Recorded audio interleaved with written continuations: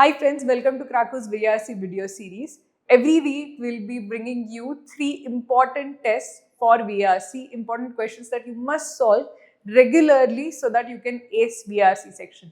VRC section is one of those sections where consistent practice is extremely important.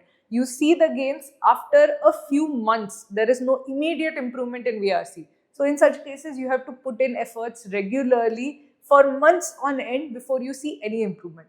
With that thought in mind, what we have decided is that we will give you regular tests, 3 a week, which you can solve along with us. We'll also give you a PDF of the question so you can actually try attempting the set by yourself and then solve it along with us. So look at the PDF, download it, try to solve the RC or the VA questions, then see the video. Do this consistently. These are only 3 tests a week, so it is extremely doable. But do this consistently and slowly over time you will see yourself improving. So I hope to see you come in every single week and solve these 3 tests. If you need more VRC practice tests, just search for Krako VRC sets and you will get a lot more tests like these. Keep solving, keep practicing and keep getting better. I hope to see all of you completely crack the VRC section in CAT 2026. Hi friends, welcome to Krako's video series. I'm Saili Kale. In this particular video, we have the following passage that is given. Many human phenomena and characteristics such as behaviors, beliefs, economies, genes, incomes, life expectancies and other things are influenced both by geographic factors and by non-geographic factors. Geographic factors mean physical and biological factors tied to the geographical location, including the climate, the distributions of wild plant and animal species, soils and topography. Non-geographic factors include those factors subsumed under the term culture, other factors subsumed under the term history and decisions by individual people. So the author is saying that if you consider most human phenomena and characteristics, for example, migration of people, the decision of what you wear, what you eat, etc. So human phenomena can be explained on the basis of 2 types of factor. One are geographic factors and non-geographic factors. The author explains what are geographic factors. So those are physical factors and physical and biological factors that are tied to the location as such, tied to the location, the geography, the topology, the animals that are there, etc. And non-geographic factors are basically those that are under history, culture and individual decisions. So human phenomena are mostly determined by these 2 factors. The differences between the current economies of North and South Korea cannot be attributed to the modest environmental differences between them. So if you look at North Korea, it is extremely underdeveloped, the economy is not great. South Korea is extremely developed, the other extreme. And the difference is not because of any geographical change. They would have mostly the same geography, the same climate, the same like coastline, etc. So there isn't much geographical difference between the 2 Koreas. But why is there such a huge difference between the 2 Koreas? Because of their governance, because of their history, because of who is governing them as such. So the differences between the Koreas can be entirely explained by the non-geographic factors. So Korean difference is entirely non-geographic.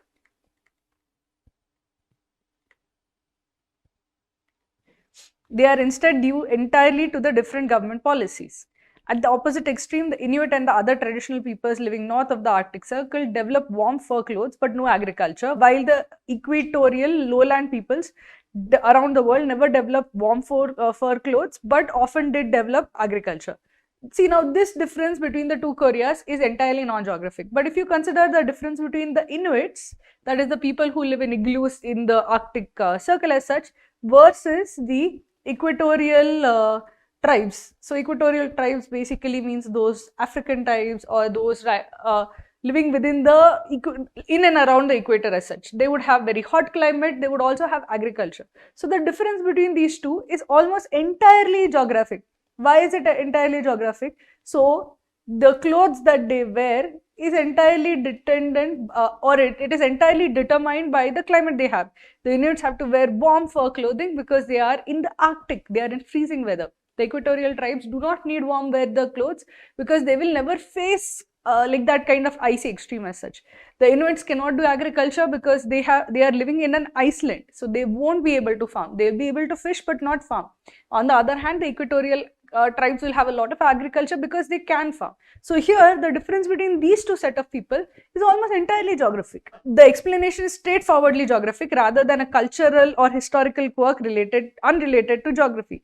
Aboriginal Australia remained the sole continent occupied by only hunter-gatherers and with no indigenous farming or herding. The explanation is biogeographic. The Australian continent has no domesticable native animal species and few domesticable native plant species.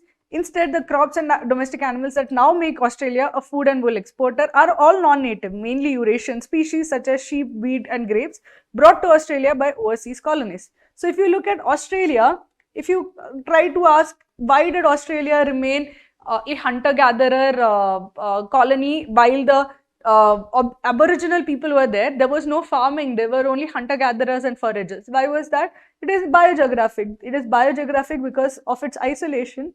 It was not able to access the same resources, and biology also determined because they had no domesticable animal species and no real domesticable plant species also. So biogeographic factors essentially determine the human phenomenon that were visible or that was seen in Australia before the colonization. After colonization, whatever you are seeing is because of the colonization process, where they transported the plants and the seeds, they transported the livestock, etc. So what you see now in Australia is post-colonization. What you saw before in Australia was entirely explainable by the biogeographic factors. Today, no scholar would be silly enough to deny that culture, history and individual choices play a big role in many human phenomena. Scholars don't react to cultural, historical and individual agent explanation by denouncing cultural determinism, historical determinism or individual determinism and then thinking no further.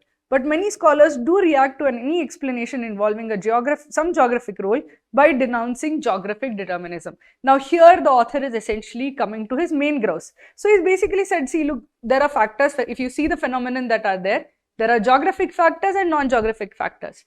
Now the author comes to his main grouse. What is his main grouse? His main grouse is, when you consider non-geographic factors, these non-geographic factors are considered valid by scholars.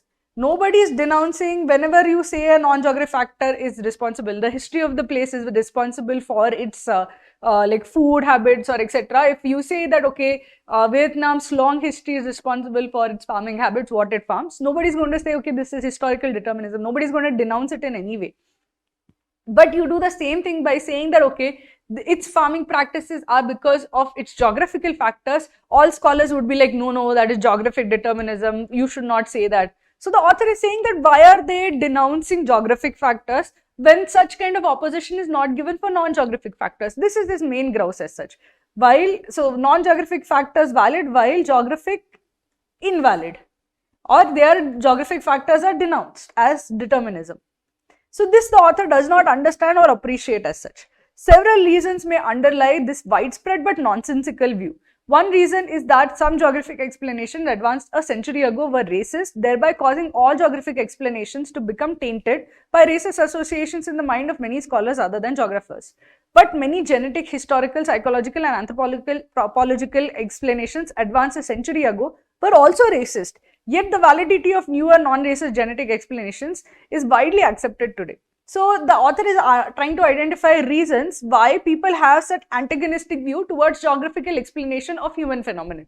So the first view is that previous geographical explanations or geographic explanations were racist, and this has tainted geographical explanations in the mind of some scholars.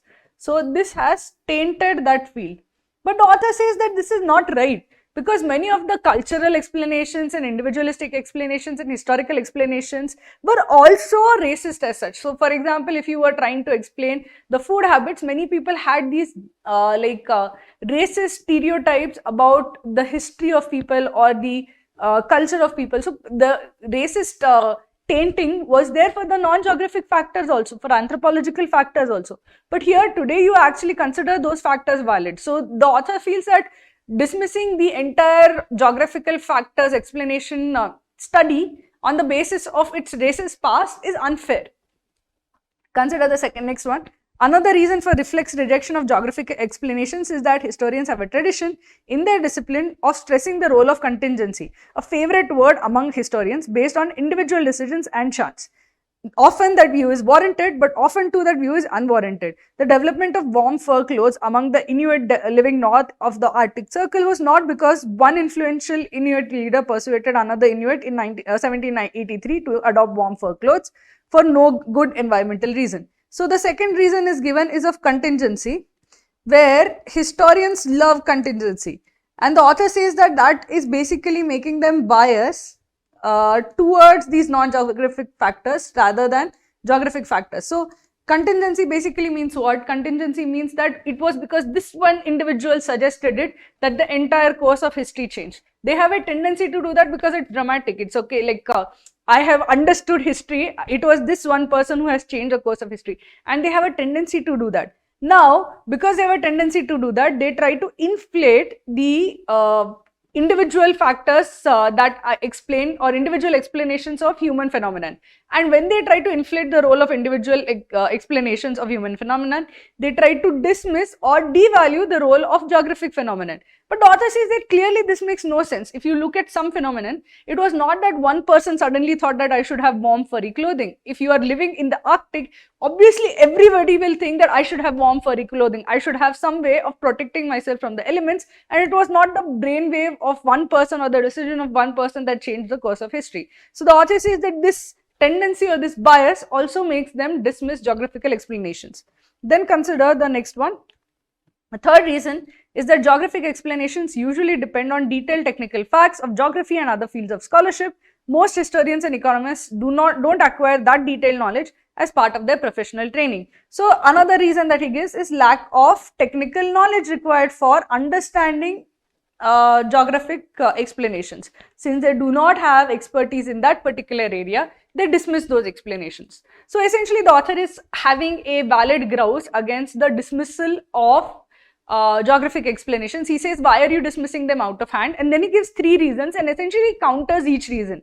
That they say, okay, they were tainted by racism, but so were other factors tainted by racism. They were, it is contingency, people love contingency, but this is a nonsensical bias as such. You should not think of a contingent view for every explanation. And the third one is that they just don't have the knowledge. It's basically, the author is a geographic person who believes in geographical explanations, and he is not happy with the historians dismissing geographical explanations of human phenomenon. And he gives reasons as to why they do it, but you can see that he is not happy about it. So essentially you can understand the feelings of the author. He has a particular point of view and he is arguing for it, and he is arguing against a prevalent behavior among the historians. So now that we understand what the passage is about, let's take a look at the questions.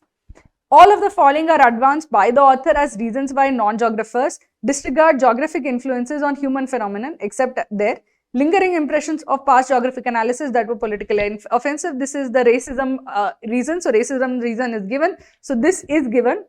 Belief in central role of humans unrelated to physical surrounding in influencing phenomenon. This is the contingency reason, the individualistic reason. This is also given. Disciplinary training, which typically does not include technical knowledge of geography. This is the third reason, which is the lack of technical knowledge reason. So also given. Dismissal of explanations that involve geographical causes for human behavior. Now dismissal, they do this. The question is, which of the following is not given as a reason for this behavior? This is the behavior, and the author gives three reasons for this behavior. But this is just giving the behavior rather than the reason behind it. So D is the right answer.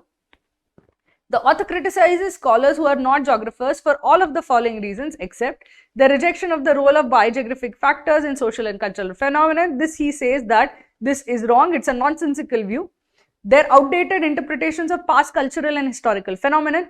This he does not criticize. He says that the past phenomenon of cultural and historical phenomenon were also racist and outdated, and nobody considers them valid anymore. So he also does not really consider them valid. So this is not true. He does not criticize them for this. He says that they consider those racist, even I consider them racist, but he's not saying that, okay, they are having outdated views. Nobody here has outdated views. He's not accusing them of having outdated views as such. So B would be incorrect. The importance they place on the role of individual decisions when they study human phenomenon. This is given. The historians love the word contingency, a favorite word among them, and how they overemphasize this. So this is also given as a form of criticism. Their labeling of geographic explanations are deterministic. This is also given at the start of it, where he says that nobody calls cultural determinism historical determinism. Then why do you say this is geographic determinism? So this is given. Only B is not correct, so B is the right answer. The third question is, all of the following can be inferred from the passage except individual diktat and contingency were not the causal factors for the use of fur clothing in some very cold climates. This is very clearly spelled out that it was not one person who decided, or it was not like individual who decided to use fur clothing. Geographic factors determine this behavior. So this is true. Agricultural practices changed drastically in the Australian continent after it was colonized. This is also true. The colonists brought in different types of wheat, etc., and different types of animals and livestock. So this did drastically change, because before the colonization, they were only hunter-gatherers as such. They were not farming in that sense, because they did not have the domesticated plants or animal species to do that. So B is also given, so B can be eliminated. While most human phenomena result from culture and individual choice, some have biogeographic origins. This is also given that there are, no, this is basically what is given is that some human phenomena result from culture and individual choice, while some have biogeographic origins, while some have pure geographic origins. This most is incorrect. Most is not from individual or cultural this. The author is saying that, okay, there's geographic and non-geographic. He's not saying that most are from non-geographic. If you take a look at the author's, the emphasis actually, the author's emphasis is that geographical reasons are also valid. They are also there. So this is incorrect. Saying while most is non-geographic is incorrect. The author makes no such assertion. So this would be incorrect. Several academic studies of human phenomenon in the past involved racist interpretations. This is true. The author says that there were anthropological studies, historical studies, all of these had racist elements, and so did geographical studies. So he is admitting to this. So D is incorrect, C is the correct answer. The last question is, the examples of the Inuit and Aboriginal Australians are offered in the passage to show. These are examples of where there is a clear geographical explanation for the behavior. So that's why it is given. Human resourcefulness across cultures in adapting to their surroundings. This might be a point being made by that, but that is not the reason why he has used the examples. The examples are to show that in some cases, geographical factors are clearly, straightforwardly the reason. So this is incorrect. How physical circumstances can dictate human behavior and cultures. This is the answer. Physical circumstances here is a word used in place of geographical factors, and how geographical factors can dictate human behavior. So this is exactly the reason why those particular examples were taken. So B is the right answer. That despite geographical isolation, traditional societies were self-sufficient and adaptive. Nothing of this sort is given at all in the passage. So C is straightforwardly, we can eliminate it. How environmental factors led to comparatively divergent paths in livelihoods and development. So basically this has nothing to do with divergent paths. The author is basically saying that geographical factors almost entirely explain their behavior. So D also can be eliminated. B is the right answer. Want to know how 100 percentiler approaches the CAT exam? Now you can. Crackyo is giving away 3 full-length mocks designed by 5x 100 percentiler Maruti sir himself to mirror the actual test. After you finish, just don't look at your scores. Dive into our detailed video solution for every question to learn the expert strategy. Plus, get a deep performance analysis to pinpoint your exact weaknesses. Get your free mock right now. Go to Google and search Crackyo CAT free mock.